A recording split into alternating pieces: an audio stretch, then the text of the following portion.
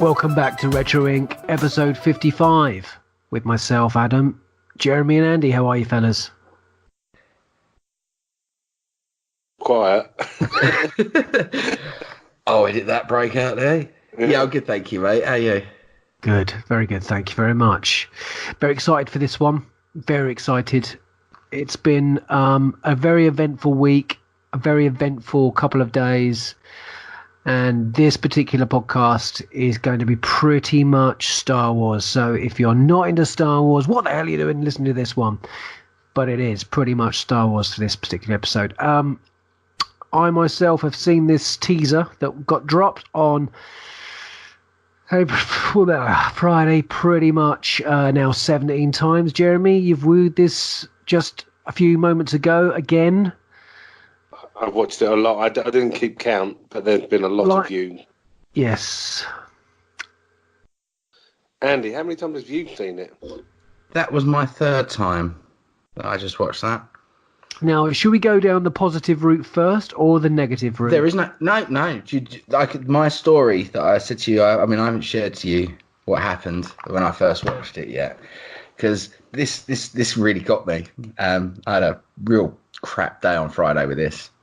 So we obviously all knew it was coming, didn't we? And, the messages were flying about. And I suddenly saw that it had dropped because I saw someone went, oh, my God, that looked amazing. It was in the Commonwealth chat. And I thought, right, what can I do here? It's 5 o'clock. I'm at work. I've got a couple of hours until I'll be home. I thought, I'm going to wait. I'll record a reaction video for us. And so I waited. I stayed off of social media. Someone ruined the name of the film by putting it in a Twitter group chat, but actually as the first line of the text, so it came up in my notification rather than just, oh my God, that was amazing, I can deal with that, but it was like literally the first thing I saw was Rise of Skywalker, and I was like, oh, great, brilliant, thanks. But yeah, so I got home, and honestly I felt sick. My stomach was churning because I just wanted to see it so bad. But I thought, no, for the podcast and for this, I'm going to do a reaction video and my straightaway thoughts of it after, which I recorded. So I went round my friend's house. I took everything with me, laptop, camera, like my phone with the stand and everything for to film it, microphone, the lot. I took it all there, set it up, and I watched it and we recorded it. And then we've got this brilliant, it's about a 20-minute conversation about the trailer and everything, that, our thoughts and everything on it. And, we stopped the recording and that, and went out for a cigarette, came back, and my phone had crashed and corrupted the whole file of everything we had recorded. And That'll be the Emperor. It broke me, to be honest with you, because I got all my straightaway thoughts and feelings out. And yeah, it really, I was actually quite upset when it happened because I thought that was great content as well. I mean, we had a really good in-depth conversation. So that really sort of put a dampener on the whole thing for me because I felt, like I say, sick to my stomach. It was about 11 o'clock I ended up watching it. So it was a good 6 hours after it dropped that I waited. And gutting, man, absolutely gutting what happened. But yeah. What can you recall now from those feelings and emotions from watching it for the first time? The similarities of the trailer to the first film, The Force Awakens, with the way it starts off with the heavy breathing, was the first thing I noticed. Was I thought it reeked of JJ. It was kind of like JJ almost going, we've remade A New Hope and made it really good. Yeah, well, I'm redoing The Force Awakens and I'm making it really good. It was that's the sort of sense I got from the start of the trailer. And that first scene with Kylo's TIE silencer coming towards Rey and her doing the flippy bit, it just threw its hooks into me straight away. And I was fixed to it. This trailer, the thing I got the most out of it when I came away from it, and this is kind of sound bad because it's a change of opinion for me, but it made me realise how much I'm not a fan of The Last Jedi. I like The Last Jedi, don't get me wrong, but it's gone down in my estimations. This trailer retroactively, I thought what I saw in 2 minutes and 14 seconds was so much better than what I saw in 2 odd hours of The Last Jedi.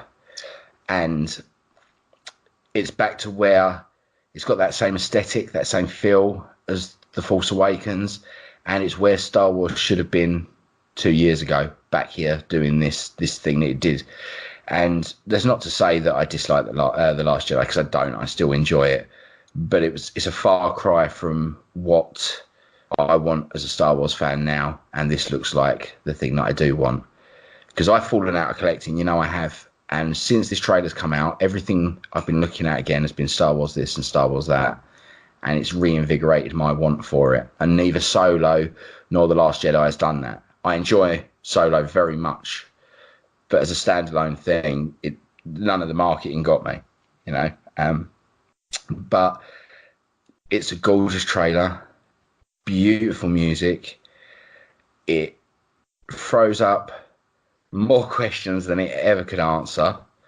I'm sure we'll get into the nitty-gritty of all of those bits. The only thing that I'm going to say, and I think Jeremy echoes my sentiments here, is I'm not a fan of the name of the film. Not at all. But that's because there's no context for it, and it raises questions as well. You look at it from a pretty just plain view, from the outside looking in. Rise of Skywalker. If you don't really delve too deep, the only Skywalkers there are is Luke, really, that was left at the end of the last film. And, well, we've got Leia as well, but she's not going to rise, is she? We know that this is unfortunately using final pieces of her performance in other films. And, I've just, until we get context for that, of what Skywalker is in this, or what the Skywalker part of it means, to me it doesn't really grab me, the title. I think we've ourselves and everyone else on the Commonwealth and other places I've looked have all come up with better names for this movie than what they have. But again, what does the title matter? Not really. They could call it Star Wars and the lightsaber stabby things in space, and we'd all go and buy the tickets, and it wouldn't matter, would it? It wouldn't matter. So, Jeremy, your thoughts, views, and how did it make you feel? Well, I watched it with the panel. Me and the kids were like, "Oh, it's ready!" So we all sat around and we watched it on the live casting. I think haven't all three of the new movies all start with heavy breathing now? I think because you had Ray with the last one as well, didn't you? Yeah.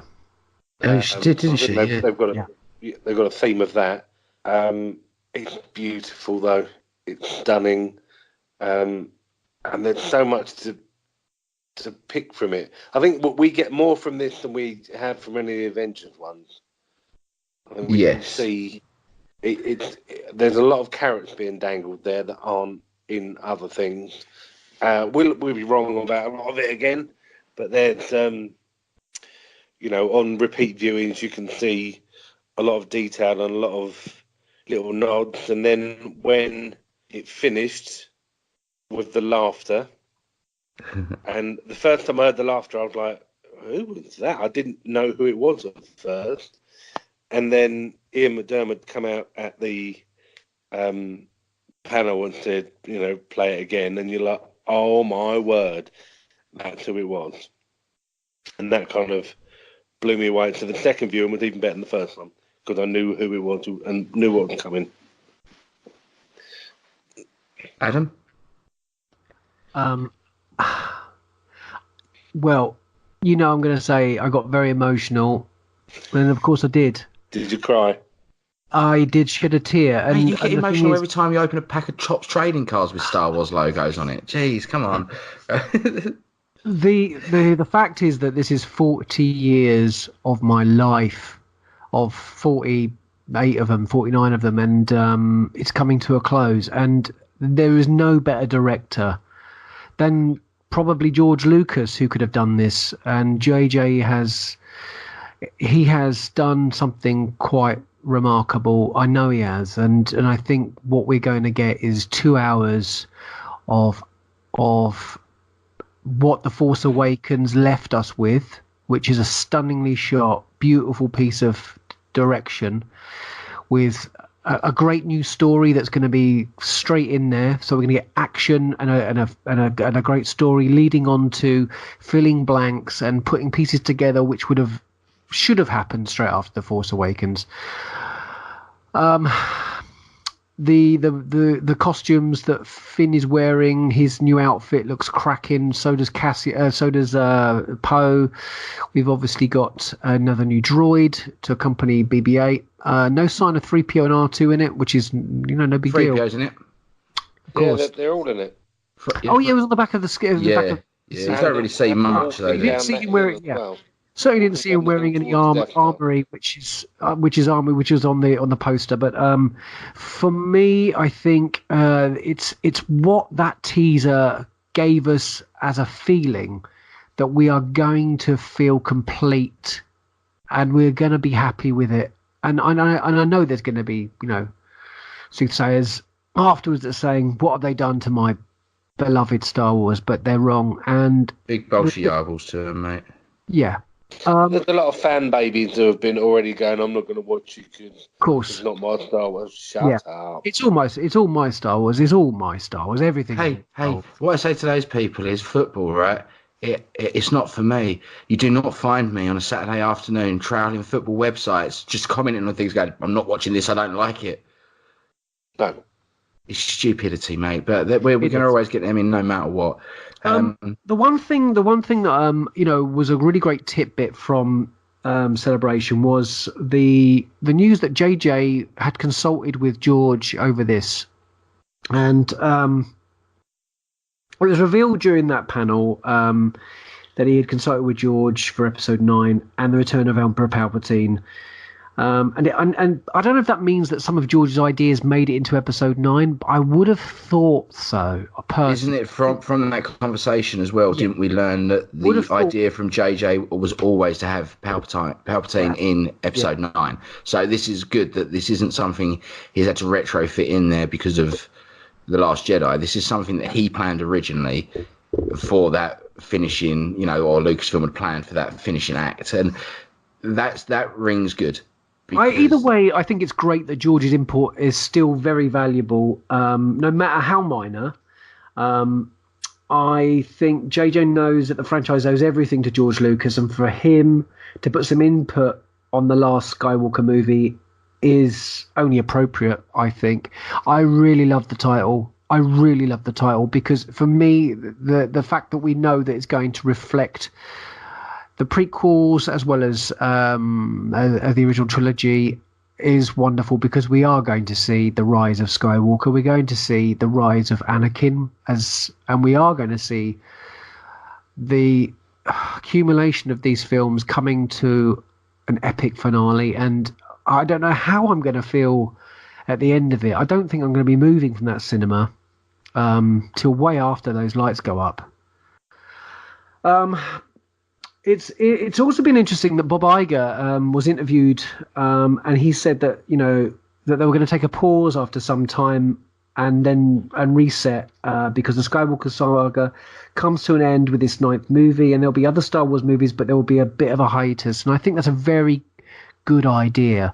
I know everything is going to go to the Disney streaming service, and we've seen, obviously, today we've seen the teaser for The Mandalorian. We know that we're going to get, obviously, the Cassian Andor stuff for Disney+. But simply, I think, just to leave the films as they are, and they're done, and let us just really let the whole thing sink in for a while is a very good idea. I don't want a new film popping up. I don't really want a Kenobi film or a Boba Fett film or any of this kind of... Well, let's be honest as well, mate, with all of this. I just want to let it just time. It can simmer. It can simmer. We're going to have all these new series and new cartoons. Star Wars is here to stay. And just having a bit of a hiatus on that doesn't mean there's no more Star Wars, because we are getting more Resistance. We are getting the Clone Wars. We are getting the Mandalorian. And we've got this Cassian Andor series coming as well. There's a lot of Star Wars here.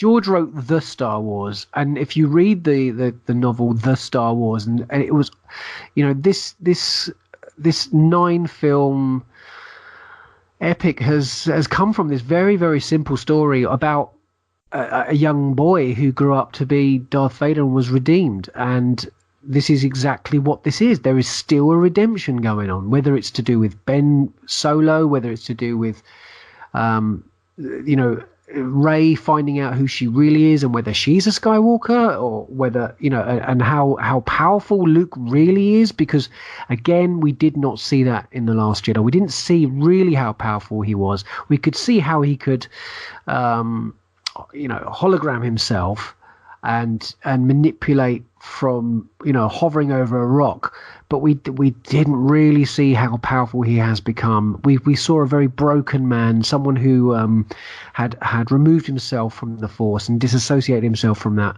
And I think JJ is going to give us everything us fans have wanted. And I think, although I kind of agree with you with seeing this, Caesar, that perhaps this is going to change your view of The Last Jedi, I think it'll do the same thing as what Jedi did for Empire, is it just gives you this fantastic uplift, and we'll see The Last Jedi in 10 years to come the same way that we adore No doubt. No doubt. I'm not saying I don't like it, mate. I know, of course. I know. But I don't. Yeah, I was one of the defenders of people with. I totally agree. I think yeah.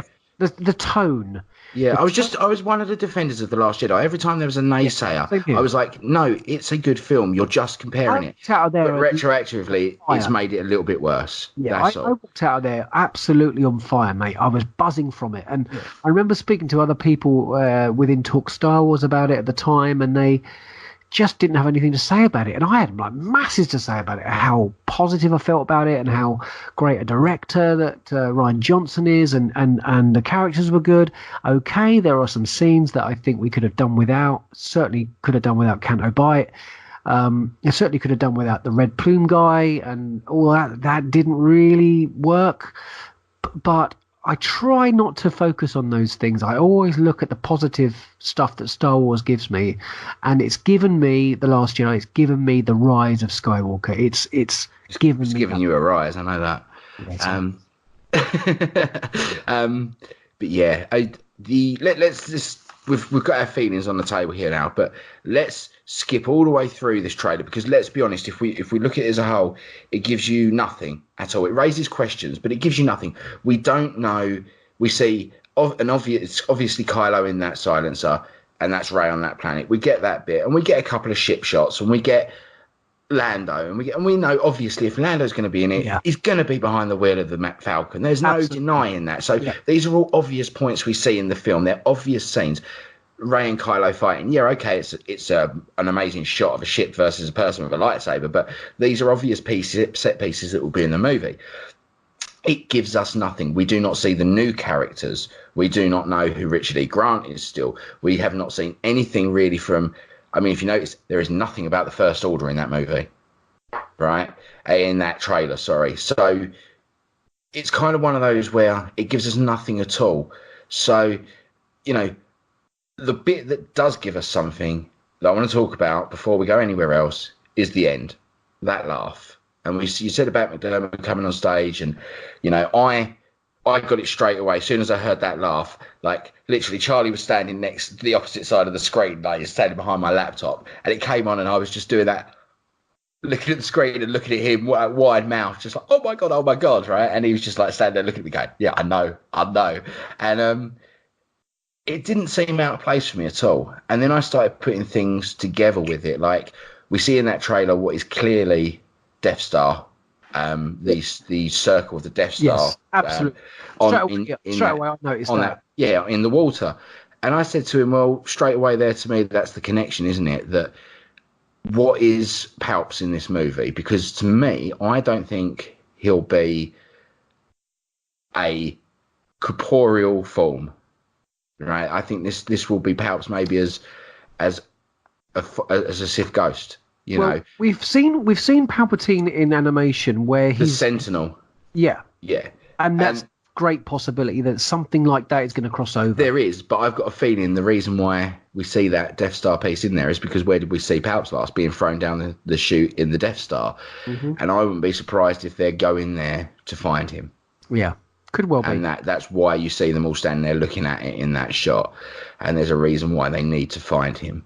But that's, that part of it, straight away, as soon as I heard that laugh, so many things that JJ has said to us became apparent. The connecting the 3 trilogies together, because Palpatine is in all of that.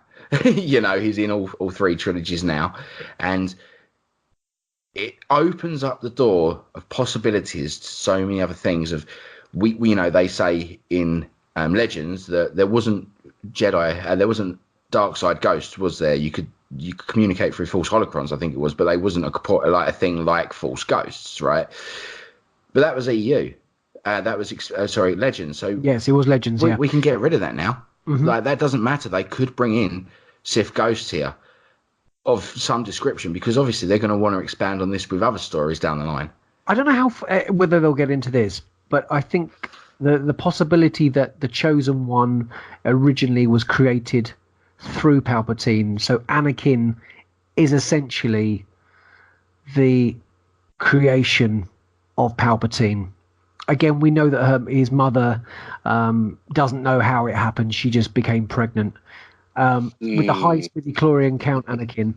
Now, we know that if they can create life as much as, and he says, he had the ability to create life and cheat death. So, there's a great possibility that essentially Rey's father, or could be Palpatine, in the same creative form. They could be, but what's to say? And I'm gonna open this can of worms up again. The Force was explored greatly in The Last Jedi, and I think it's going to be still very, very Force prominent, I think, in this film too. Yeah, but I want to open this can of worms again with this, right? And I know it's going to sound like The Force Awakens chat, but we get the whole who's Plagueis and stuff, right? Yeah. Couldn't Palpatine be Plagueis? And that's the whole point of that story, is weaving him. I know there was a legend of Darth Plagueis was basically going, yeah, that's me. That's me. Yeah, that's me. But he doesn't say that, and they could retrofit that into the story now. Or, we could start going down this tinfoil hat route, of which we're going to be doing now for the next 248 days. Exactly. Like, what's to say that he isn't Darth Plagueis Wise, he isn't Snoke, and he isn't, all these things. And this is how we're going to introduce. This is like the epitome of evil is Palpatine, and the chosen one of Luke is actually the Rise of Skywalker. He is the opposite version of that, like almost gods, Satan and God, like they are the 2 prime beings of that sect. And his essence is in could be in anybody, could have been Adolf Hitler to whoever. Yeah. That essence runs deep, and I think this could well be the climax of the light side and the dark side. Yeah, and that's what I mean. I think this could be that Luke, and I said this before. I think also the explanation about Luke dying. Yeah, he never died. No. Luke transcended. He became a greater power in that moment, right? He created this use of Force and that we have never seen before. He projected himself across the galaxy. In a very deep way, I think JJ gets the teachings of Joseph Campbell. I know JJ has read the teachings of Joseph Campbell, because I've read an interview where he said he has explored the works of him and his research. And again, JJ is a Jewish gentleman, so again, he would have an understanding of something a little deeper, as well as George would have done. And I think this underlying thing that kids won't get but will do when they're adult. Is going to be there. Let's be honest. This whole base of it, yes, I know it's wizards in space, but it's all to do with religion. Oh yes. War is religion, and these films, religion, isn't it? Yeah, it's a Hoka religion, and that's the whole point of it. This is a group of people that believe in a certain thing and they follow a certain code. That is a religion, and it always has been that through Star Wars. Well, if you want to look at it, like you say, through kids' eyes, it's wizards in space. If you want to look at a deeper metaphorical level, it's religion, war, and and we see that from the 2 different sides. That's why Star Wars works, and we missed that in The Last Jedi. And I think that's where they're going to be throwing it right back in our faces here. And I agree with you wholeheartedly that I think this is Luke's transcended to a higher power. Palps has had to rise back up again from the ashes, or maybe he's been there all the time, pulling the strings in the background, waiting, because maybe the final battle for him to gain complete power is to completely wipe out and eradicate the light side. And that is by getting the one to transcend to become that, the chosen one, and finally defeat them through Luke. And what if he created Rey the same way he created Luke? Anakin. Yeah, that's what I said. Yeah, exactly. And that maybe it isn't Luke. Maybe Luke's transcended, but Rey's the one that he needs to dispatch. I don't know, but like you say, this is too many questions got raised when we heard that laugh. But not in a bad way.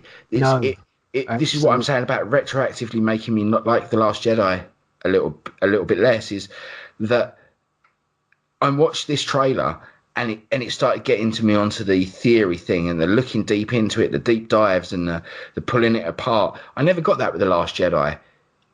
It was a chase movie in space, and it didn't give us much more to story than that. On a lighter note, and something a little bit separate, we saw the medal of Yavin in the hands of Leia. Yeah. Was it Leia's hands? The medal of Yavin? Maybe now, it was Han's. What do you think? Yeah. What do you think that signifies, if anything at all? Do you think what significance does that have? I reckon that's Leia giving it to Rey, going, "You'll want this. This is your father's." Oh. I thought that. I did think that. I then thought of some other things. Which one's her father? Han. Not Chewie. No. Unless she does a really good job of him acting. The second thing I did think of was give this to Chewbacca.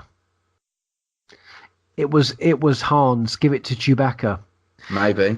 And I did think, well, he never received his medal. And I know JJ was a little bit like, I should have really, when Leia saw Han and she said, and she didn't really greet Chewie, maybe this is something that she wants to give to Chewie. See, I had a theory about this when I was doing Talk Star Wars. I think that Wookiees are like cats. It's like, I don't care anyway. He'd wear it. He didn't care. He didn't care, and they'd keep telling him off because mid-service he kept just pushing a glass slowly off of a table. Yeah. I don't need that. I've got a ball of wool. And he had a bit of Wookiee nip, and he was running around like a nutter. Yeah. Rolling around on the floor, his legs. Then just as they were doing a nice hymn, he was on the floor with his leg in the air, licking his bum. Yeah. So do we both think that this piece of the Death Star and the planet that they're on is perhaps in the Outer Rim, in the Model system, in the Endor system that they're actually in? Is it Endor or the moon of Endor? It could be either. Well, the moon of Endor. It was the moon of Endor, yeah. No, it was Endor, yeah. Forest of Endor, yeah. So the Endor's the planet. But let's be honest, this is over. Which was rare. How many years since? Which is a desert planet. It's a desert planet. Yeah, but this is a giant, bigger than a moon-shaped thing has exploded in space. It could travel for 30 years before it crash landed on somewhere. So that's it doesn't matter what planet it is. It could be anywhere. You could create a whole new planet because it travelled through space and crashed there. So it doesn't. Like you say, this is. We're never going to know what planet this is. We might get Ewoks back again. Imagine that. Man, I cannot wait if that happens. Did you also notice there's that beautiful piece of music in the teaser as well, the Leia's theme. Leia's theme, yeah. Which I thought was really. As soon as that came in, I did get a bit emotional, especially when she was hugging Ray and crying. I did look at it and just go, right, okay, I choked a bit. Because I said to Stace when we watched it, I said, I can't do this again. I've said goodbye to her once already. I thought I'd already said goodbye. And now this looks like it's going to be even more emotional than the first time. So, as obviously Star Wars fans, do you think that we are going to feel seeing this that we have had the best Star Wars film that we've had out of the three films? Do you think this is going to be the one that's going to say, well, this is the top one of the Disney period? It's hard to tell just yet, in all honesty. The Force Awakens is one of my very favourite Star Wars movies. It's a very special. It's one of my favourite movie. movies. Yeah. Yeah, it's in general. Topping that would be difficult. Yeah, I think it's highly possible that it could be. I think this is going to have a lot of Return of the King syndrome, where the Empire Strikes Back was the same as Two Towers, was the same as Attack of the Clones, was this. They struggle. It's a brilliant movie, isn't it?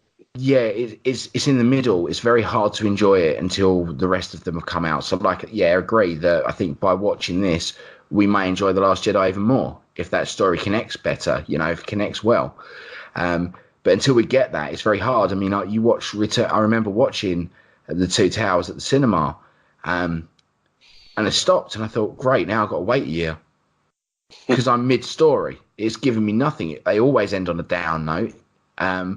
Because that's what happens in the second act, and you kind of, well, great, I've got to wait so long, and I'm really bummed out. Thanks. Yeah, and it does start to, and I think it happened a lot with The Last Jedi with people, that it starts to kind of push you away from it a little bit because you kind of get a bit bored waiting. How I feel with Game of Thrones at the moment, well, up until a month ago when I started watching it again, I was getting a bit lethargic waiting. So you kind of push it away from your fandom in your head. It's not that you don't like it any less. It's just that you go, I'll go over there for now. I don't want to think about you. And now I've watched it again, and it's tonight that it airs, isn't it? I'm excited again for Game of Thrones, and this is what I am with this. It's The Last Jedi has been pushed aside because I'm lethargic. I'm bored with that middle section, and this film could potentially. It had that Return of the King thing. It's so much more grand. It's so much more glossy. It's the magnum opus of this story of, like you say, 40 odd years of storytelling.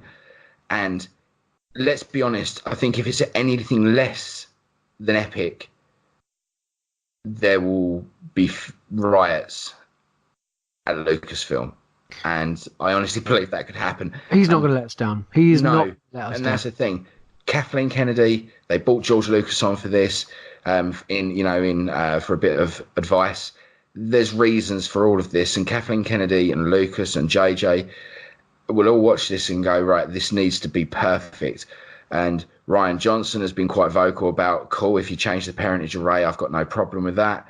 So why does that tweet even exist? Because clearly he must know something. So, it's all of these things, and I just think they know what they're doing here. There was no way that they are going to release something like The Last Jedi. Kathleen Kennedy has learnt from that. There was petitions to get her fired from Lucasfilm.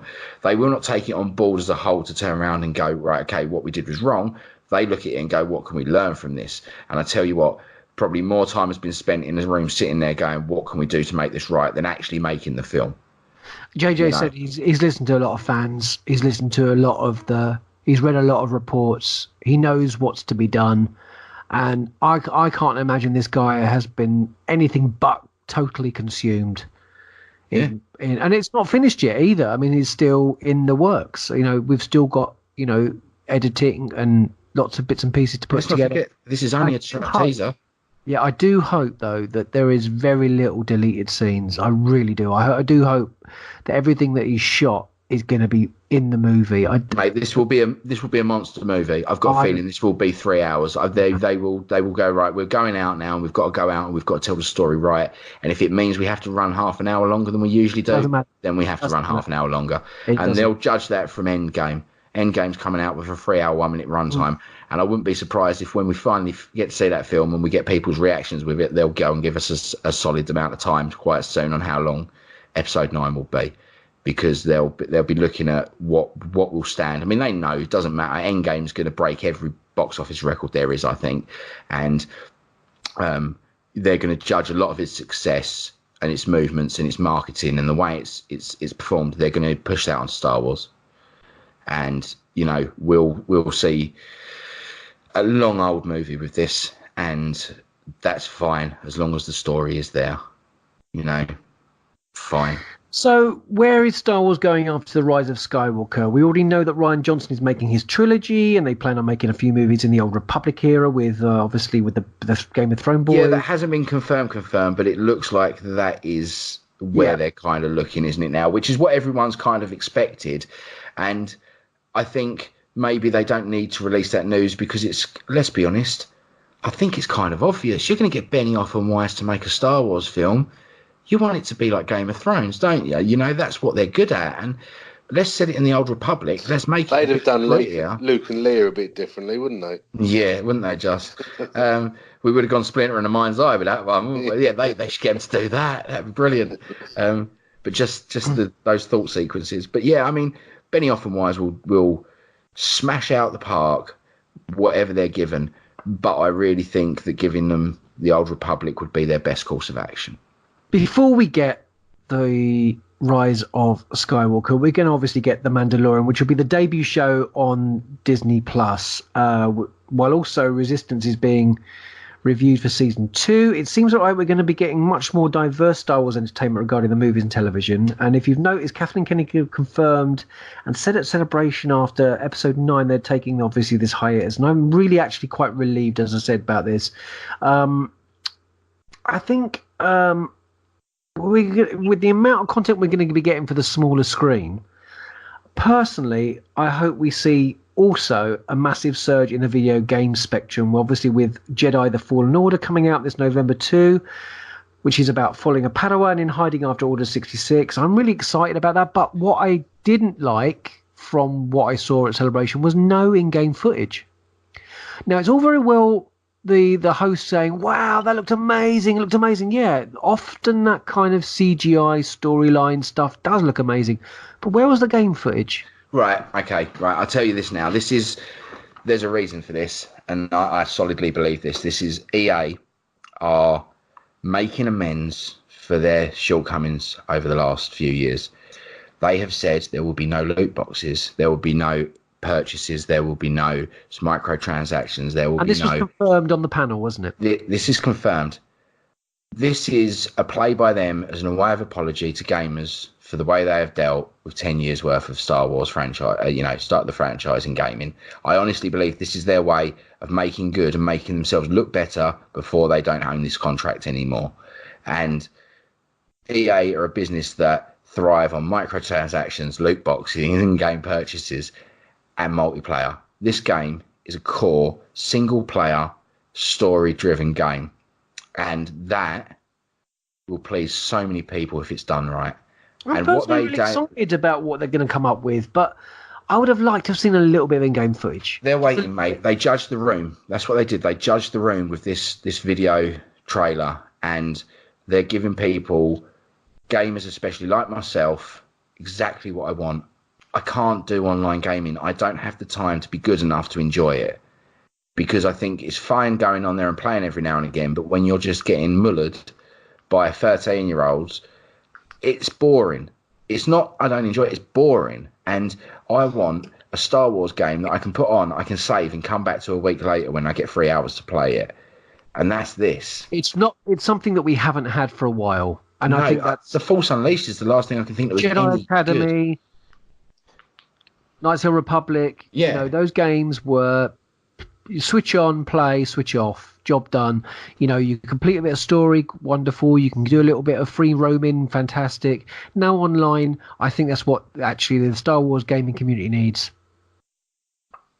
Yeah, it's not even what Star Wars gaming community needs, mate. It's what gaming needs. We are living in a world of battle royales, online multiplayer, and even games like Sky, the Elder Scrolls.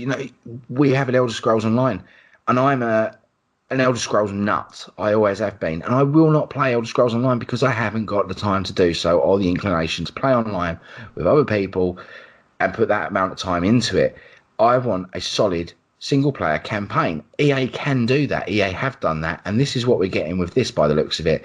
And the story is enough to just... or the visuals is enough to get me excited for it, because this is something that I will potentially go and drop 50 quid on release day, which I don't do with gaming. But because it's got Star Wars brand on it and it's fitting every part of my checklist of gaming that I want, then great. I mean, they're saying, what is it, action adventure? Yes. So we're talking a game in the vein of The Force Unleashed or Uncharted and those, single player campaign. If I'm getting an Uncharted or a Force Unleashed style Star Wars game, then I'm all in. I'm in. You know, Yeah, I absolutely. mean, especially with today's visuals and today's mechanics and, the right engine for this, they've got solid gold on their hand with gamers. You'd get a good game like Uncharted and slap a Star Wars skin on it, and you've got a multi-billion-dollar property there. And EA, I think, have maybe there was originally going to be all of these things in it. They said they're not going to be, but maybe they've gone. Do you know what? Our time's up. Let's let them have it, and let's make billions a different way here. And let's do it as a single thing. We don't have to support it. We won't. And that's the other point as well. A lot of games now are games with service. And if EA are losing the license for Star Wars games, they're not going to want to continue pumping in millions per year to continue this thing going. They're going to want to move on to their next big tentpole property they have. And by doing a single player campaign, they can do it. They can release a couple of patches, a couple of bits of DLC, make money that way down the line. Although they said no DLC as well, I think, didn't they? I'm not 100% sure. It's just all on the disc. Yeah, so if they release DLC, I think it will be free if that's the case. But I can just see this as them going, right, throw this out, we'll make our money and we'll crack on with the next thing. What a great casting too for the lead character, which is the young actor who plays the Joker in Gotham. Great voice, good casting for that too. I think that's again another real hit for Lucasfilm, Electronic Arts to get him on board, and really thrilled for that. When I get Disney Plus, which undoubtedly I will, I most likely will be tuning in for obviously The Mandalorian and all the other original shows on that platform, as well as watch the saga there. Did you happen to see the interface for Disney Plus? I did indeed. Yes. Now, I think that looks rather gorgeous with the top banner with the Mandalorian, and underneath, obviously, you've got the Disney films, you've got the Star Wars logo there, and you've also got National Geographic. Will you guys be subscribing? Does a bear poo in the woods? Now, I wasn't going to, but now I think I have to. Yeah, based upon the fact that we are going to obviously get the Mandalorian series, which we'll talk about in a little bit, and obviously the Cassian Andor series, which we can perhaps mull that over a little bit later. Now I think the thing is that let's go back probably 5 years ago, and let's say Disney announced they're going to be a streaming service. I don't think any of us would have, for a minute, thought, we'll have that. Now I know they did. This is the thing. Disney have had a streaming service for a while. It was called Disney Life. Oh, that's right. Did that you could buy it in the Disney store or online, and it was basically a online streaming service. It was just some of their films and some of their cartoons, and it was something ridiculous, like £20 a month. And I remember looking at it, thinking about for my daughter, and I was just like, honestly, the price of the DVDs, I could go buy two for £10 when they do or two for £8 in Asda. Buy her a couple a month. Yeah. It's fine. And it was an app. And I think all sprung from the fact of they knew this Fox acquisition was going to happen. And I think since the day these balls rolling, they was like, this is why the streaming service got thought of. It was a case of let's get this streaming service going and let's get this ball rolling with this when and finally we can say yes to it. And, they've already confirmed that the first 30 seasons of The Simpsons will also be on this. Yeah. Now, that was the other thing I was going to say. Look at the fact that we're going to get the entire Simpsons series, the entire Simpsons content on there. Now, are they still making The Simpsons, or is that... They are, yeah. It's just been renewed for 2 more years. So, do you think those new episodes are going to be on there as they come out, do you think? Maybe. I mean, it's going to... The thing that I find the most interesting about this is the fact that Sky One, especially, has managed to survive for 30 years because of The Simpsons. Sky One has mainstay. Every day The Simpsons is on that channel. Now, what happens now? Do they take that away from them? One's going to come before the other, hasn't it? So do you think Sky contract perhaps might end? Do you think? But isn't Sky predominantly owned by Fox? There we are.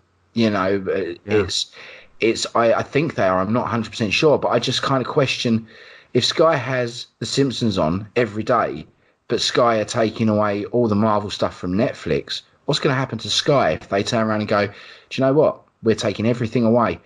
You know, this channel, you can't have Buffy anymore. You can't have Simpsons anymore. You can't have the Alien movies on Sky. You can't have every single Fox movie we make. You can't have that on Sky because it's all going on our streaming service. I want to see how far this goes, because you start taking away all of that from people like Sky. I mean, I think, you know, cable providers and everything are a dying breed. And we see it with, I know, you've got Sky, haven't you, Jeremy? With you had it, yeah. And you go on there. There's a lot of apps on there now. I can watch Netflix through my Sky TV, you know, my Sky box and YouTube and everything.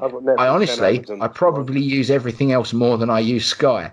And I just wonder if, I'm going to say that word again and annoy people, but I think it's a dying thing. Cable providers, Virgin, Sky, all of them, whatever it is in America. And I can see something like this, if it really works for Disney, it could be big, mate. Yeah. It could be really big. Other news that came out. I'd be happy without Sky and just have the apps that I've got. Yeah, my dad did it. I mean, when he first retired from work, he got rid of Sky. He was like, I'm paying stupid amount of money per month here. And he went and ended up signing up to Amazon, Netflix, and something else as well. And it all worked out cheaper. And he was like, I've got this the same amount of content, you know, at my fingertips when and where I want it. And it worked out as a lot cheaper. He's gone back to Sky now because he can't live without his sports channels. But, you know, it's one of those, it does work out cheaper. And honestly, if it wasn't for my wife, I wouldn't have it. I never turn it on. I turn my TV on and hit the Netflix button that's on the remote. Something That's all I ever do, to be fair. Something that we've also had announced this year was that obviously that Blu-rays and DVDs are getting not purchased quite so much. But news this week was announced that Star Wars should be coming out, hopefully released in a 4K edition set. Now, you know, that will just look incredible. Now, obviously... No, it will look terrible, mate. There's going to be some graining.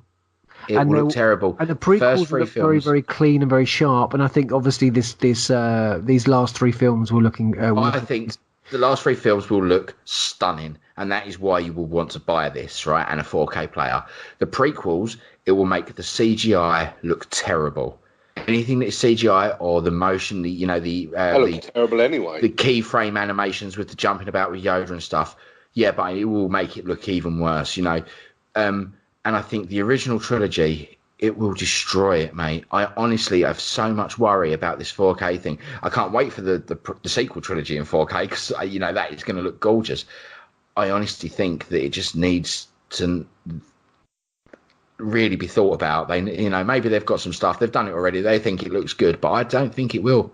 So in 1979, Alien was released, and the 4K edition is now available. And I've already seen reviews that actually, although overall the picture quality is rather stunning, the grain is quite predominantly there, and the sound as well isn't really great either. Exactly. And the production on that is a lot more solid and Hollywood than Star Wars is. It's in dark as well. We watched They Live With You, didn't we? That was in Blu-ray. It's incredible. It does look good, but when you upgrade to 4K, it starts to really deteriorate old pictures. It starts to pull it apart, like you say, that graininess. And Alien is very lucky that, you know, when they do CGI, like films like Venom and that, they like to do it in the dark because it's easier for the lighting to make those animations look more real. And that's why, you know, Alien looks good because it's in the dark, and it's all practical effects as well, that it works because it's in the dark. And if that graininess is happening in a film like that, what is he going to do when you're on Tatooine and, you know, you're already on a grainy picture, and that is being pulled apart by that resolution? And I am really quite, I don't know, I'm not concerned about it because we can still watch it in another format, but I just don't think it's necessary.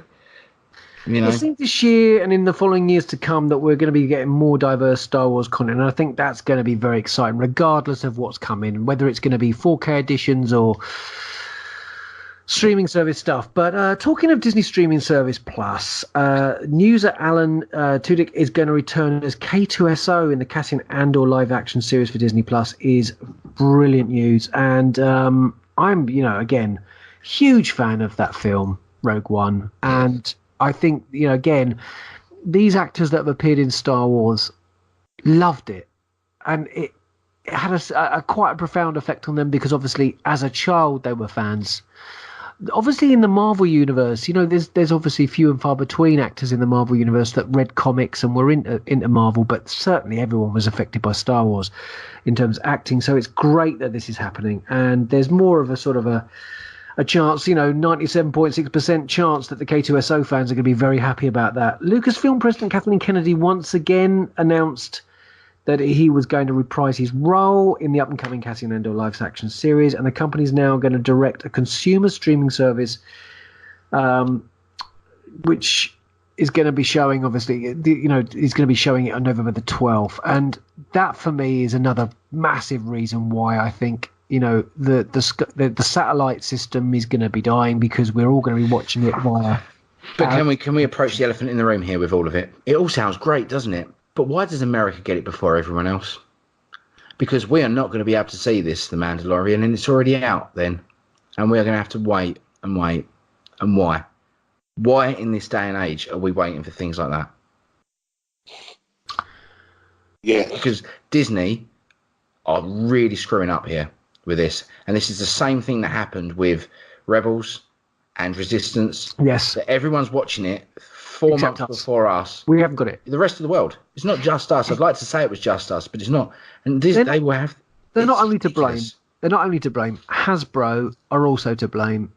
Now, Jeremy and I went shopping last week. We walked into a Smith's toy shop. Very large store. Did you see any Black Series? Yeah, we did. And what did we see? We saw just Jyn Erso. That was it. On clearance at £5 for the 6-inch. Nothing. There was nothing in stores. And that's the other thing too. During Celebration, we've had a lot of releases. We've shown, they're showing General Kenobi with the armor on. That's going to be a Walmart exclusive. We've seen many an exclusive 6-inch Black Series as a Walmart exclusive or Walgreens exclusive. We aren't getting the stuff, and again, it's down to distribution, and Lucas again, distribution problems. We're not getting the TV shows. We're not getting the streaming service till after. I just don't get it. Why can't they just soft launch it? Things like this is owned by them. It should all come out together. Yeah, it should come out at the same time. It should. So you hold back the American version, or you throw it all out, or you even do a soft launch. I don't understand why they roll it out. They can say, right, Disney Plus, it starts next month, but the only things we'll have on there to start is a handful of films, classic Disney films. We're going to have a handful of TV series, like seasons 1 to 2 of The Simpsons. We're going to have The Mandalorian and a few other things, right? And yeah, your first month is $6.99, and probably $6.99 over here, right? And that's what it is. But unfortunately for now, that's what you've got. But in 3 months' time, every month, they just drop more and more things, But we all get that at the same time then, because people like us podcasters and people that are in the media, it's ridiculous that in 2019, I cannot review something when I want to watch it and it's out in another country. I think the big thing they got to think of is there are people who know how to watch things through ways and means. And if it's coming out 4 months after America, you've probably already seen it, and therefore you wouldn't need their streaming channel. Yeah, I know. To be honest, Jeremy, I will be doing that. I will be using a VPN to get Disney Life, and I will be watching it, right? It's not an illegal thing to do. It's just people don't know how to do it, but as a whole. But it's not hard. And I'll tell you what, with things like this, it's why it becomes more and more popular to do. And you're completely right that when this comes out, it might even stop me from getting Disney Plus for a month or two, because by the time I've done it, I've seen The Mandalorian. There's nothing else I want in there at the moment. But when Cassian comes out in whenever, I'll resubscribe, because I don't necessarily need that, and I won't necessarily do that, to be fair, because I'm a big fan of Disney as a whole. With all the Marvel stuff, I want it, but there is a lot of people that will just do it for that thing. Cassian Andor is production this year, and it premieres in 2021. Exactly. So what's to say there's a lot of Star Wars fans out there, they go, right, okay, I'll get it for Mandalorian. I've seen it because I downloaded it online. I won't bother now until 2021. they could miss out a whole year's worth of subscriptions there because all they want is the live action series. And I just think, there's bound to be something else dropped there in the middle between The Mandalorian and 2021 that we're not sure about, or maybe a small mini series of something.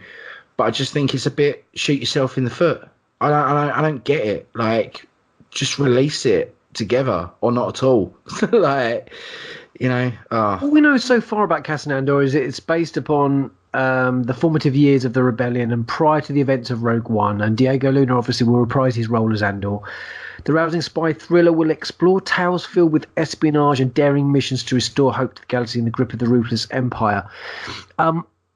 I was really, really, really, really happy when they announced this news to start with, which was middle of last year, back end of last year. And already today we've had a fantastic teaser for The Mandalorian, and by next year we'll obviously have much more details on the Cassian Andor story. And obviously anybody that is into Star Wars can go and check out starwars.com, where you'd find not only Star Wars Celebration, which is on now, but all the latest information there. I must say though that I am really, really excited about this Disney Plus streaming service, and I will be definitely getting it, and I will be saying goodbye to Amazon Prime, unfortunately, because I don't think the content on there is as good as I would like it to be. And it's another £6-8 a month, so that's for me. As I said, today at Celebration they held the Mandalorian panel, and we got to hear about the forthcoming series, which will be streaming in November, and also the teaser. And my God, this series is going to be absolutely amazing. A Western, samurai, bounty hunter, gung-ho feel to it, totally linked to the Star Wars galaxy and with familiarity, i.e. there's going to be some Jawas, and species and creatures and epic-looking ships, as well as a lineup of directors to kill for, man. Andy, what do you think, man? I haven't seen it. Oh! Well, to be honest, I watched it because you mentioned it earlier, so I put it on silent on my telly and watched it while you were talking about the game, because I don't know much about them. And doesn't it look great? Watched it. Oh my word, it looked good. Doesn't it? Gritty, dark. It looks like, currently grown-up Star Wars. It's got a little bit of Force Awakens behind, the Cassian scenes at the beginning. It's got a lot of that Rogue One kind of dirty, gritty, used look to it. It's got shiny Mandalorian as well. Oh. The armor looks incredible. Yeah, it won't look like that by the episode 8. I would have thought. But we don't know much about it, do we? We've seen that, and that's about it.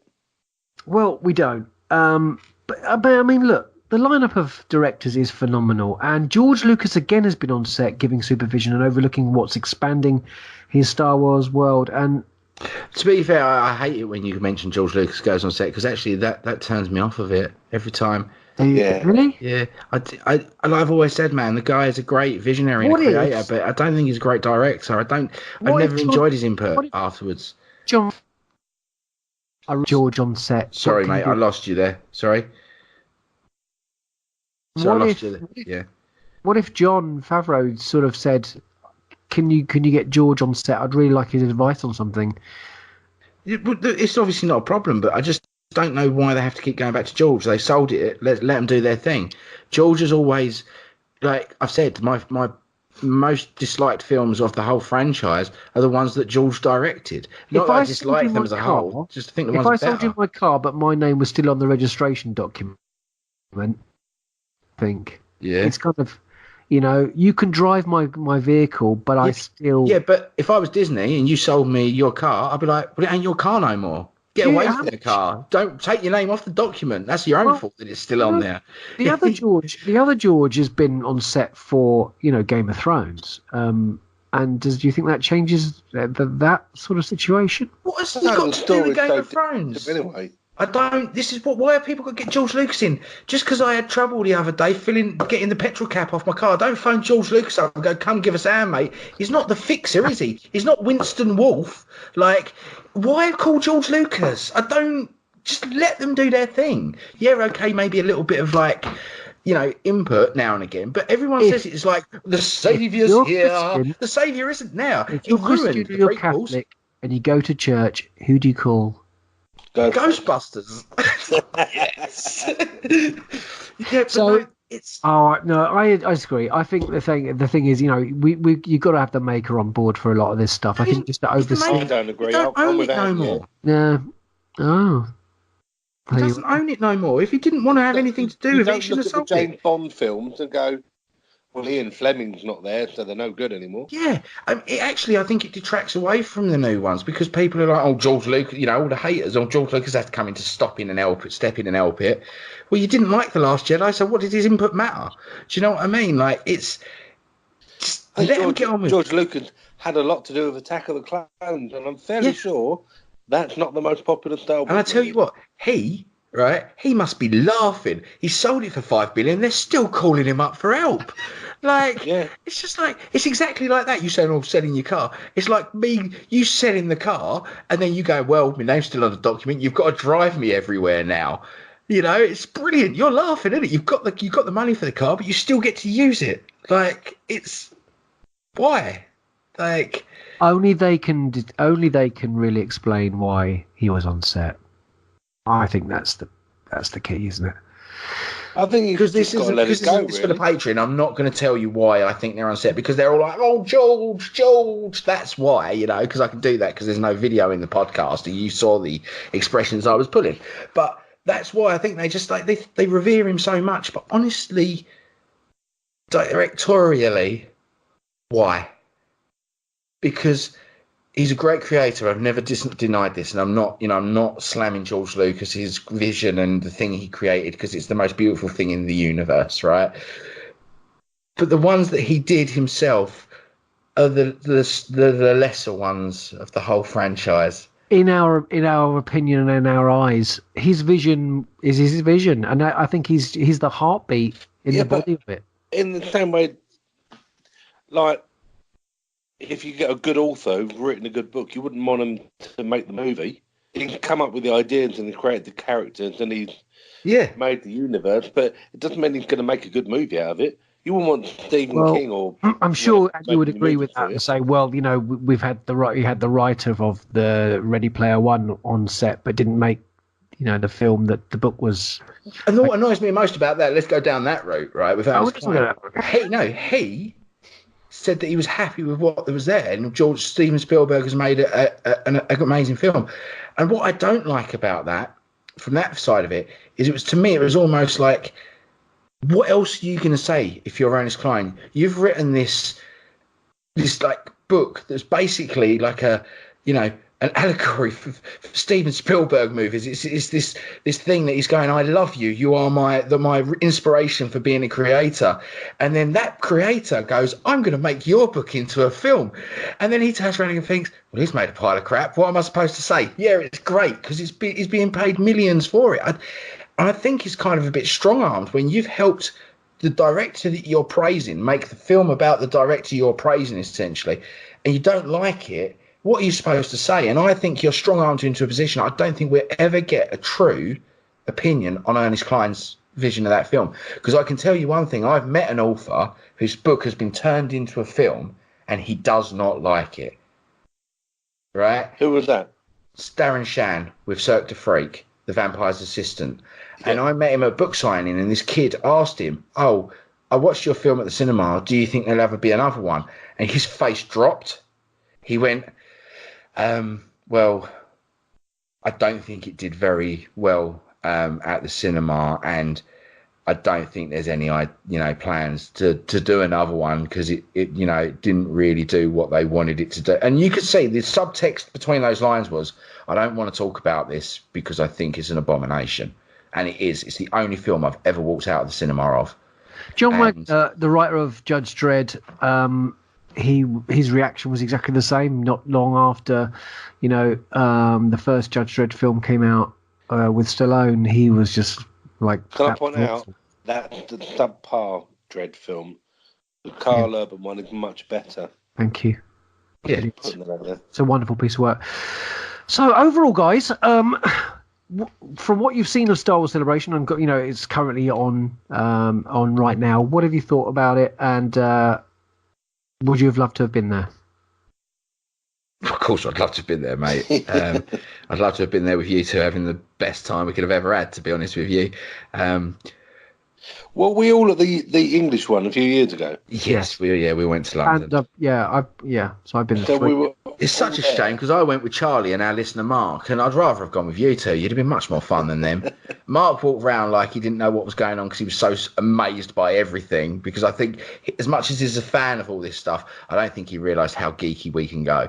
And he enjoyed it very much. He got into spirit, and Charlie just walked around being Charlie as a miserable bugger all day.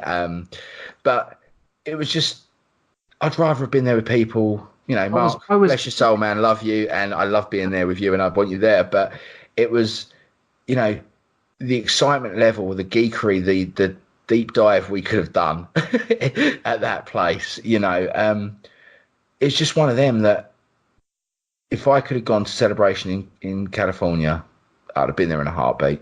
Do you know what I mean? Like it's not saying I would even question whether or not I would go. It's just financially whether or not I can go, and that's what it comes down to. It's the lottery thing, isn't it? Yeah, of course it is. Of course it is, man. Like, one of my bucket lists is to go to Comic-Con. I'm never going to be able to do it because financially I have other commitments. I can't go and drop £2,500 for a weekend in another country buying geeky stuff. Yeah, San Diego. Yeah. I can't afford that. Like, £2,500, because that's what it'd be. Probably more, because after plane tickets, hotel, and me spending a stupid amount of money on crap. To get there, and then another £2,500 you spend when you're there. Exactly. All of those Funkos, please. All of them. Yeah. Just walk into the Funko shop. I will buy everything. One of everything and two of that. And then the hotel charge you more because you've got people staying in your room, 4,000 of the little buggers. But, it's just, of course I would have been there. Star Wars Celebration, as always, is one of the best conventions there is. There's no denying that, Sometimes I prefer it when there's a convention for a single thing because everyone is there for the same reason. Yeah. And shared passion. It's a shared passion, yeah, exactly. You go to these other cons and everyone there is going with the like-minded thing of we're a geek. Yeah. But you go to something like Celebration and everyone's there because they're a Star Wars nut. Yeah. And, even the ones that go in... You can walk around the stand and you'll know every stand. If you look at a normal Comic-Con, you walk around and I'll see computer games and I'll have no idea what they are. And then you see hentai and bloody manga and crap and, these big cuddle cushions with half-naked girls on it. And it's just not for me, that stuff, man. I can't, And I see the cosplayers and I think, you look awesome, but I have no idea who you are. Yeah, exactly. And that's the thing. You go to Celebration and you're like, oh my God, I have seen 30 Rays today and each one of them was amazing. I've seen ice cream people running around. Yeah. You need at a Star Wars Celebration, you get that. And if they did it at a normal Comic-Con, everyone would be like, half of the room would be, who are they? Yeah. What's that about? Yeah, exactly. Did you see the when you went to Celebration in London? Did you see the Jawas going around causing havoc, nicking people's stuff and that? I mean, man, that's brilliant. And everyone was playing up with it, and they were getting into the spirit of it. And like you say, everyone would probably, and I think at a normal convention would know what a Jawa was in context. But we're there, and it's Star Wars, and everyone there is not only aware of what they are, but loving every second of it. And playing along with them, nicking things. And, I started filming some of them and one of them tried to go for my camera and stuff. And, it's all funny. And, Comic-Con Celebration, I mean, I even know Brian Altano from IGN tweeted that he was so excited to be back at Celebration. He said about, he was there in 2015 in Anaheim, wasn't it, I think, in 2015? And he said this is the first time he's been back to it, and he can't wait. He said it's the best convention there is, and this is a guy that works in media, goes to probably every blooming convention you could think of, and it's his thing, and it's Star Wars, man, isn't it? I mean, I got tickets for what was essentially Celebration Europe which was at Earl's Court, but due to demand for tickets, the venue was changed to XL. That was back in 2006. That was my first Star Wars Comic Con celebration was in 2006. I went to Essen. What was that? In 2013. And of course, the last London one. But London Film and Comic Con has always been fantastic. I think it was 2013. I think it was when I met Carrie the first time, which is always a really good one. But nothing like Star Wars Celebration, man. It's just a wonderful, wonderful experience, and I felt completely at home. And I think the thing that when you go to something like MCM, as you say, there's the fandoms from every genre there, and when you go to Celebration, there is just the one love, and you just feel like you're with your family. What we used to say in the 90s was buzzing my nut off, and I was buzzing my nut off for the last one, probably more than I was at 2013 in Germany, because obviously I was tired and it was just, it was a bit much. Obviously English wasn't a predominant language as well, which made things a little bit tricky. The 2006, there was probably 30,000 in 2006 at that Star Wars Celebration. But the last one, I was running around like a headless chicken and was just absolutely flying. The one they had loads of Rogue One. Yeah. The Rogue One panel, got the poster. So you, obviously you were there for 3 days, weren't you? Yeah. I went for all the 3 days, yeah. See, because I only went for the one day. So I went with this thing in mind. We went in and there was the queues for the wristbands to go to the panels. And I got one for the EA panel, right? Because that's all that was left by the time I got there. Yeah. And she said, "Do you want it?" And I went, "Yeah, go on then, I'll have it." But I didn't know. I thought, "Do you know what? I'm probably not even going to go to this," because we all sort of grouped, the three of us, and we thought to ourselves, what are we going to do here? And we went, let's just enjoy it. I'm not queuing up for hours for something. I'm going to stay on this floor. I'm going to walk the floor. I'm going to look at the things. I'm going to enjoy the atmosphere. And that's what I'm going to do, because I only had the day and I wanted to make the most out of that day. If I'd have been there for 2-3 days, I would have queued up for stuff, because I think I can do this later. I can do all of that later. But I wanted to just pound that floor and go around and take everything in that I could do. I didn't hang around. Then, they had the main stage, didn't they? The Star Wars show, I think it was, where Anthony Daniels come out when I was there and he was talking. I didn't hang around and watch it. I stood there for probably 2-3 minutes watching him going, that's cool. But I thought all of this information is going to be so readily available online when I get home that I can just sit down and read, that I'm not going to waste that time in this room now. And I travelled up every morning. I left the flat I was in at 4:00 in the morning, and I drove up every day and parked at XL and went straight into the queues. And for the Rogue One panel, I think there must have been about 50 people queuing for that to get. On the whole, the earlier I got there, the better it was to get in the queues for everything. But I know people that were queuing for hours and hours and hours and didn't get in. And I think, if you're there for the one day, you're just trying to pack as much in as possible. Yeah. And why would you queue for 3 hours for something? Just enjoy out of it. 7 or 8, 9 If you've not been to a Comic-Con, there's a lot of queuing involved. Yeah. And if you want to see the best stuff, you've got to get there 8 hours early. Yeah. And I think that kind of detracts from the fun of it, because when you come home, it's all on YouTube anyway. Yeah, so that's exactly my point. You were there. Yeah. You were in the building. We queued for 2 things. Harry Fisher, We queued for 2 things. We queued to go to the Propel thing, which we and Adam were talking about before recording tonight. That was actually not very good, the drone thing.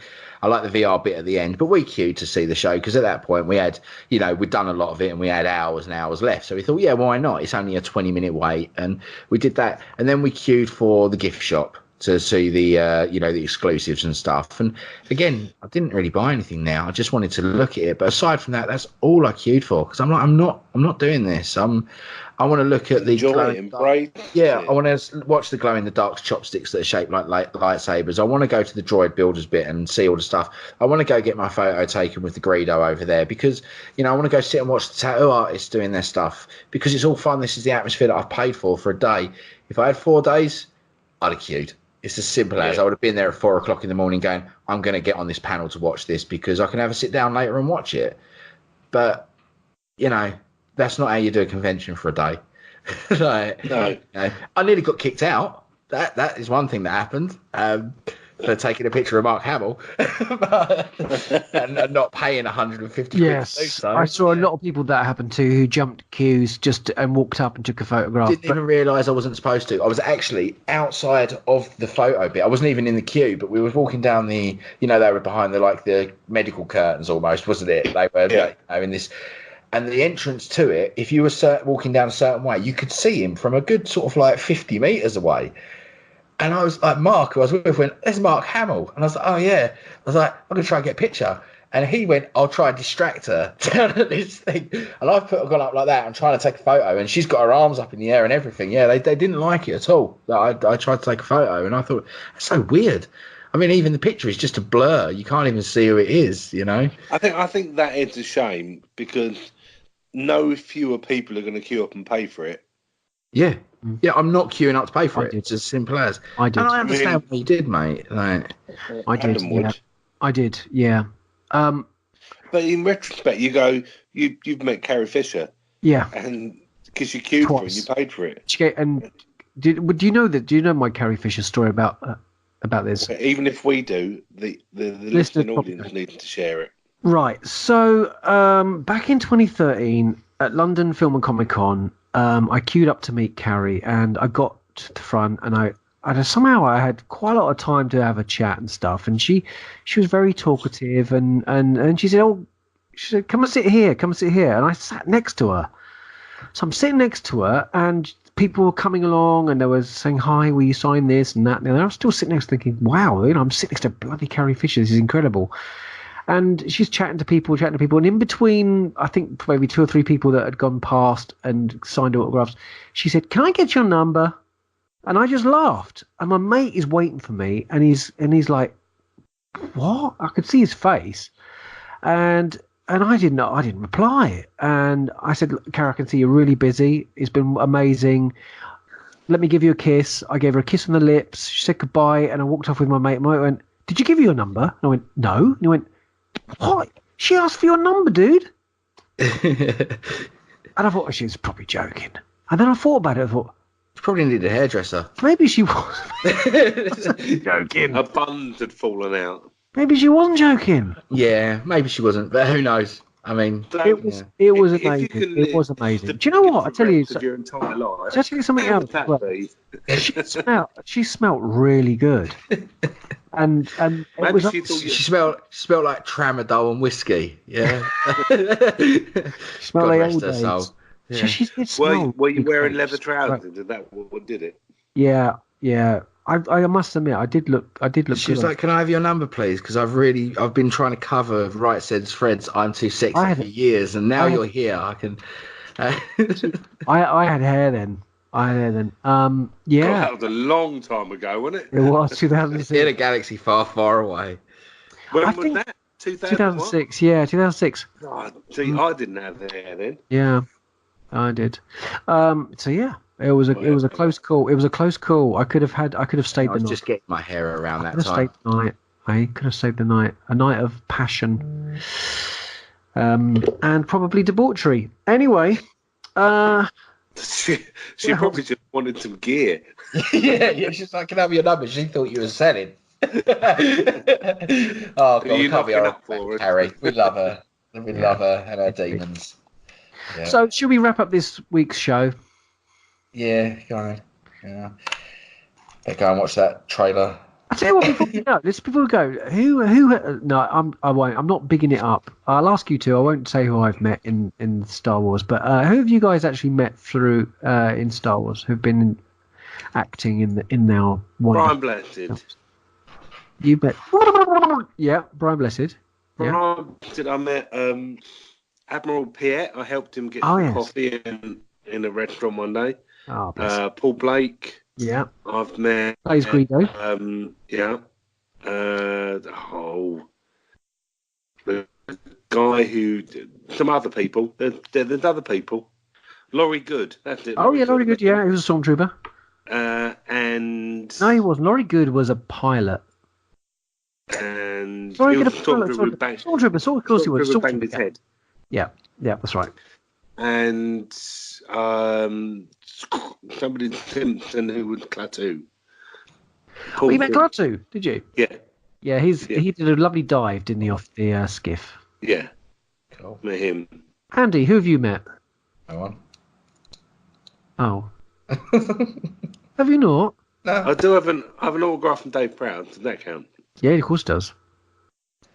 I mean, I didn't meet him, but I paid for it and it got my name on it. He touched the paper. Who would you like to meet? Really seriously like to meet, Andy? What, from Star Wars? Yeah.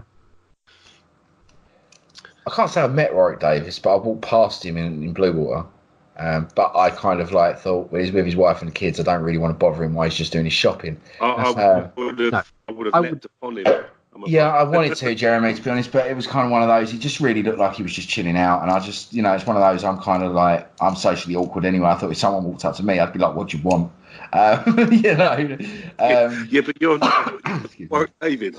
So, who would you like to meet? I would like to meet Warwick Davis. I was a bit starstruck as part of it. Is what do I say? But I don't know, man. To be honest, I've never really thought of it. I mean, obviously, I'd love to meet Mark Hamill because it's Mark Hamill, but just these meeting celebrities thing, it doesn't really. I don't know. It doesn't do anything for me in a way. Like people like John Boyega, I'd like to meet because I think he'd just be down to earth. I don't think I'd feel awkward around him. He's a local boy anyway to where I live anyway, so it's kind of one of those where I could probably spark up a conversation about local things with him. So it'd be interesting to talk to him about stuff like that. But I don't know.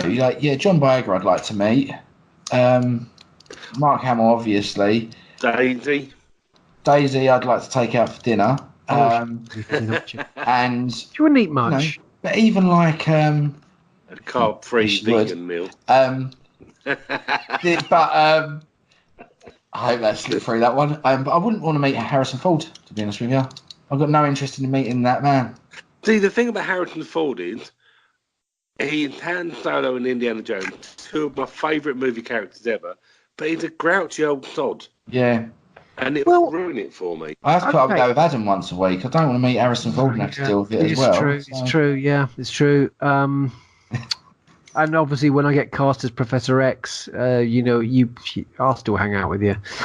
I've only got one Harrison Ford story, and I obviously got a couple of autographs done by Carrie and Mark, and I had one photograph, which is the three of them on the Death Star. Together, and there was a missing space, and I said to a friend of mine who worked at Pinewood, and he still does, and I said to him, do you think there's any possibility, obviously with The Last Jedi being filmed, that you could get this picture signed? And he said, I'll see what I can do. So I gave it to him in one of those cardboard, an envelope with a cardboard backing, and I stuck another one in there, which was just one of him playing Han by himself. And I left it with him, and I got a FaceTime call from him, and I was like, this was months and months later. I got a FaceTime call, and he said, "Are you free?" And I was like, "Yeah." And he said, "Watch this." And he went over to this parking space that had Harrison Ford on it. Now, obviously, they must give him a car when he's in the country, because otherwise, why would he have a parking space? Anyway. He went over to Harrison and he said, "Excuse me, would you mind signing this for a friend of mine?" And he said, "Yeah, sure." And I had a live FaceTime call of my pictures being signed. And that's the closest I think most people get these days to getting to near Harrison Ford, because he doesn't do this red carpet. So if I was your mate, that's a lovely story. If I was your mate, I would have had the same pictures just off screen, and I would have picked them up quickly and gone, and look, and lit them. Yeah. Andy won't be appearing on next week's podcast. But yeah, that's the closest I got. So I think that pretty much does our Star Wars. Have you guys bought anything, picked anything up this week before we round up and say goodbye? No, I'm playing with Lego now. Yeah, I know. You made a nice little X-wing out of white blocks. They're yellow, actually, but yeah. You can see what it was. But yeah, no, I haven't bought anything. Like Did anything entice you from the Hasbro everything, but my bank account says otherwise. If it's got Star Wars on, I'll buy it. But unfortunately, my wife says no, and so did Nat West. So, like, What? Because they think you have to eat. yeah. Well, I've been trying to not do that in the hope that I could balance that out and buy Star Wars things. But now I'm just hungry and I don't have Star Wars stuff. So. To our listeners, though, I must gotta say, do look out on anywhere you can for local Comic Cons, because I went to one today in Tunbridge, and it was called GeekyCon, and it was a nice little convention. A lot of Funko Pops. There was 3 people from Star Wars there. There was Nikki Bond, who played one of the nuns from Acto. What do you call her? A maiden. There was Clemso, who was also in Guardians of the Galaxy. He was in Force Awakens and The Last Jedi, and he was also in 47 Ronin. He was also in Doctor Who quite predominantly. And we also had, who else was there? Another guy who was a creature. So you never know who's going to be at these little conventions. So it's always worth checking out locally to see if there's anything on. And do support them, because they're very cheap to go into. You know, you're not going to spend all day there. We were there for 4 hours, and to be honest, we'd lapped it 10, 15 times. But, you've got to support your local conventions. So, yeah, do check them out. See what's about, and do check them out. I do like a local one, to be fair. We got Sci-Fi by the Sea coming up, which I'm looking forward to. So, date for that? Do you know the date for that at all? Father's Day. Yep. Was it June 16th, isn't it? I don't know. It's Father's Day. Something like that. It's in June. Yeah. Are we all going? Are we going to go for that? I think we are. Because you've got a free pass now, haven't you? Yeah, well, they're going to be coming with me if we do, but that's fine. You know what I mean? Like, the thing about it, I've been there 4 or 5 times now. There's always a massive queue. I mean, the queue's huge. Yeah. But it moves quick and it's fun because so many people are dressed up. Well, I'm glad they're not naked, because it's a family thing. So.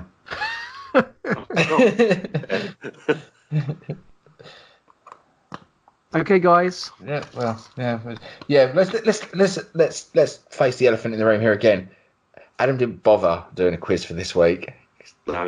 No, it is Adam's turn. I'm saving it for next week, to be honest, because it's going to be a good one. And I really wanted to make a real effort for next week, because I've got some cracking questions already. And zero effort was made this week. But what? No, I've made your notes. Don't you worry. It's right, Jeremy. We'll do each other a quiz straight after, okay? We'll just hang around and ask some questions.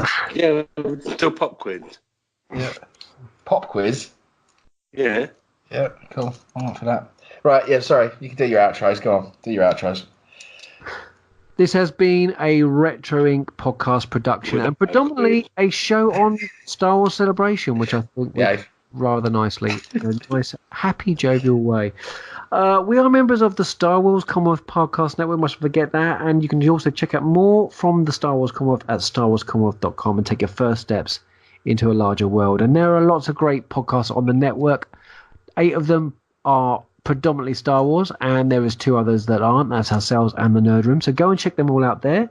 We also have a Facebook group, which you're always welcome to join if you're a listener and you aren't already in the group. We also have a Facebook page where we post pretty much daily stuff. You can also join ourselves. There's mostly you guys, I think, on Twitter and Instagram, which I know you two are pretty much on there a lot. And you can also listen to us via Spotify.